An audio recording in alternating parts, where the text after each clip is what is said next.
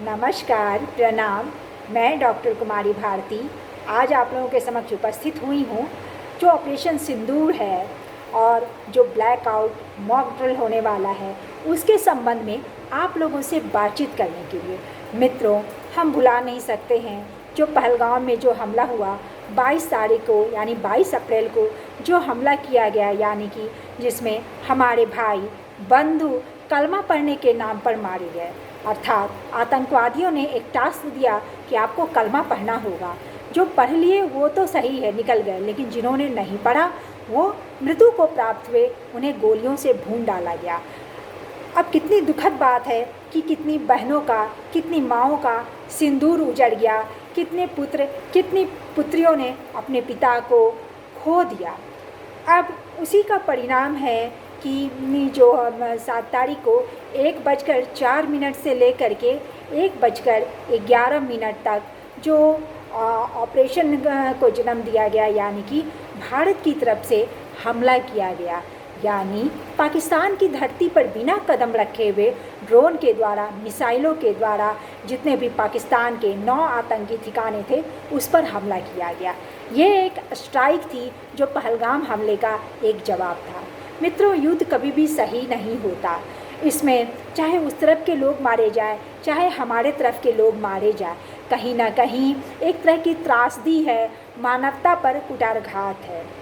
अब चूँकि हमारे देश ने भी फैसला ले ही लिया है कि उसका जवाब दे दिया जाएगा, तो ऑपरेशन सिंदूर के द्वारा उस कार्यवाही को जन्म दिया गया। उस जो दुर्घटना हुई थी पहलगाम में, जो लोग मारे गए थे, उसी दुर्घटना का एक तरह से बदला लेने की भावना से या पाकिस्तान को चेतावनी देने की भावना से कि अगर इस तरह की हरकत पाकिस्तान करेगा तो हम इससे बड़े से बड़े जवाब दे सकते हैं, और हम चुप नहीं रहने वाले हैं। ना ही हम भारत इतना कमज़ोर है कि इस तरह की जो दुर्घटनाएँ होगी, जो मानसिक विकृतियों का परिणाम रहा भारत में, इस तरह की चीज़ों को भारत बर्दाश्त नहीं करेगा। अतः कल रात बड़े शांतिपूर्ण ढंग से जवाब दे दिया गया है और इस चीज़ को पाकिस्तान भी देख रहा है। इसी तरह से आज जो शाम 7 बजे जो बात थी कि ब्लैक आउट किया जाएगा, पूरे जो बिहार के कुछ शहर हैं, जैसे पटना हो गया, कटिहार हो गया, मधेपुरा है, बेगूसराय है, पूर्णिया है, तो उन ज़िलों में या पूरे देश के जो खासकर हमारे जो देश के कुछ खासकर जगह हैं, उन स्थानों पर ब्लैकआउट किया जाएगा। तो एक मॉक ड्रिल के ज़रिए क्या करना चाह रही है हमारी भारतीय सरकार, क्यों इस तरह की ड्रिल निकाली जा रही है, तो इसी पे बातचीत मैं कर रही हूँ आप लोगों से। देखिए, एक मॉक ड्रिल ये है कि जो ब्लैकआउट है एक तरह की चेतावनी है, आपको सजग किया जा रहा है कि अगर पाकिस्तान हमला कर देता है या कोई भी देश हमारे ऊपर हमला करता है और अचानक एयर फायरिंग होने लगती है, मिसाइलें दागी जाने लगती है, तो आप उस तरह में अपने आप को कैसे सुरक्षित रखेंगे, कैसे सचेत हो जाएंगे। तो सबसे पहला बताया गया कि जो आपका है ये क्या होगा, कहते हैं कि एयर रेड सायरन बजेगा। ये एयर रेड सायरन क्या होता है, तो देखिए, ये सायरन जो है, रेड सायरन होता है, मतलब पूरे शहर में लगा दिया गया है। अगर किसी भी तरह की विपदा की सूचना मिलती है कि एयर फायरिंग हो रही है, मिसाइलें दागी जा रही हैं, तो उस समय से सायरन बजेगा, यानी कि आप सचेत हो जाएं कि कुछ दुर्घटना हो रहा है, कुछ अटैक हो रहा है, एकदम सचेत हो जाना है। दूसरा है कि ब्लैकआउट कर जाना है। ब्लैकआउट का मतलब हो रहा है कि आपको लाइट ऑफ कर देना है, घर का पूरी तरह से लाइट, आपको टॉर्च नहीं जलाना है, इन्वर्टर कनेक्शन नहीं जलाना है, कैंडल नहीं जलाना।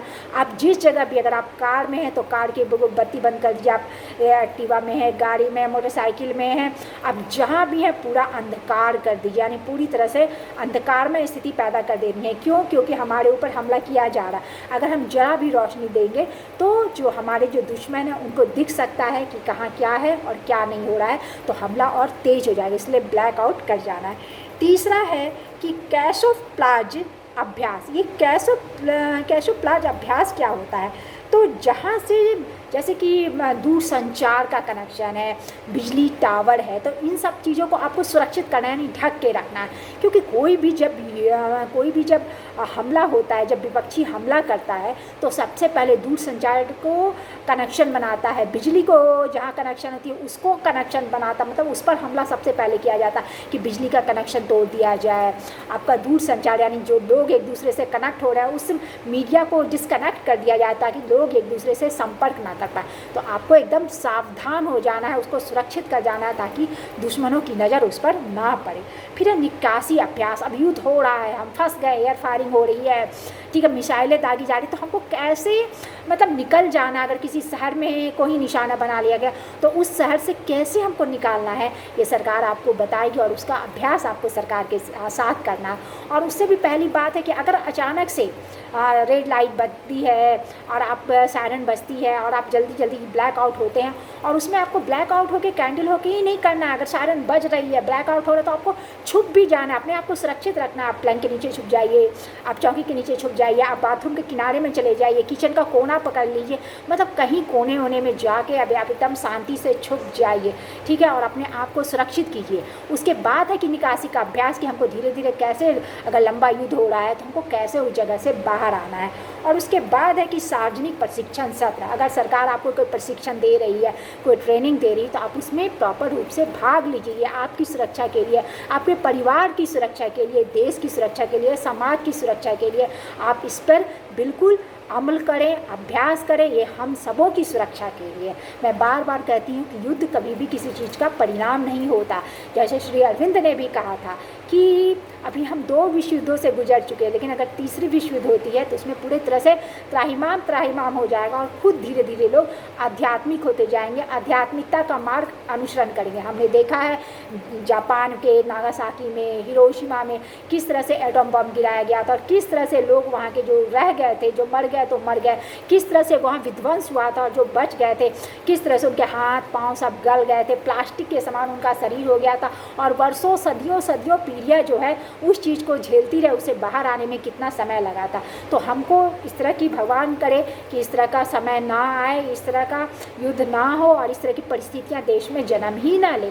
लेकिन अगर कुछ होता है तो आपको सावधान रहना है, आपको सुरक्षित रहना है, ठीक है।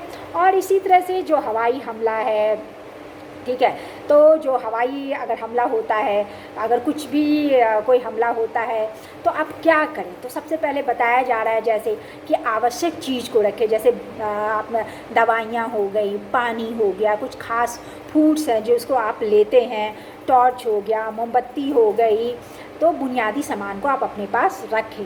फिर है कि गलत सूचनाओं से बचें। गलत सूचना आ रही है, मैसेजेस आ रहे हैं, सिर्फ जो अधिकारी हैं, जो आपको आधिकारिक सूचना मिलती है, उन्हीं सब चीज़ों पे आप भरोसा रखें। स्थानीय निर्देशों का पालन करें। जो निर्देश आता है स्थानीय लोगों के द्वारा, अधिकारियों के द्वारा जो निर्देश आता है उसको पालन करें, उसका सहयोग करें। जागरूकता सत्र में शामिल हो। अगर सरकार कोई जागरूकता सत्र चलाती है तो उसमें आपको शामिल होना है। और सबसे बड़ी बात ये है कि सरकार जो भी निर्देश देती है उसका पालन करें। और ये ब्लैकआउट जो मॉक ड्रिल कराया जा रहा है, इसका मतलब बिल्कुल भी नहीं है कि कहीं कोई युद्ध होने वाला है, लेकिन फिर भी एक अभ्यास है, एक आपको चेतावनी है। और सरकार का जो भी मंशा हो इसके पीछे, इस ड्रिल को कराने के पीछे, अभ्यास को कराने के पीछे जो भी हो, हमको इसको समझ लेना है, इस पर अमल करना है और इसको अभ्यास के द्वारा इसको गहराई से अपने हृदय में, मन में, चित्त में उतार लेना है। और अगर कोई बुरी परिस्थिति आती है तो उसके लिए हमें सावधान हो जाना है। और इसी तरह से हम जीवन पथ पर आगे बढ़ेंगे और हम नित्य सावधान रहेंगे। और कहीं भी अगर विकृत मानसिकता दिखती है कि लोग किसी तरह की विकृत मानसिकता के शिकार हैं, तो हमें कोशिश करना है कि हम मनोवैज्ञानिक तरीके से उनकी मानसिकता को बदले, मन को बदले, उनके हृदय को बदले, उनके हृदय के अंदर प्रेम, स्नेह और जो सही विचारधाराएं हैं उसको जन्म दे, ताकि इस तरह की विकृतियाँ ना आए और ना हमारे अपने बंधु बांधव या कोई भी इस तरह की पहलगाम हमले में जैसे शिकार हो गए, इस तरह का कोई व्यक्ति शिकार ना हो। तो मैं उम्मीद करती हूँ कि मॉडल बस यूँ ही है।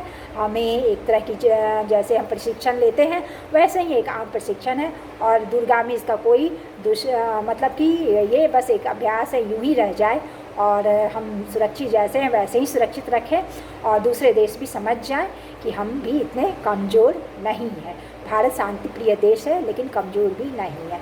इन्हीं सद्भावनाओं के साथ आपको मैं नमस्कार प्रणाम करती हूँ, धन्यवाद करती हूँ।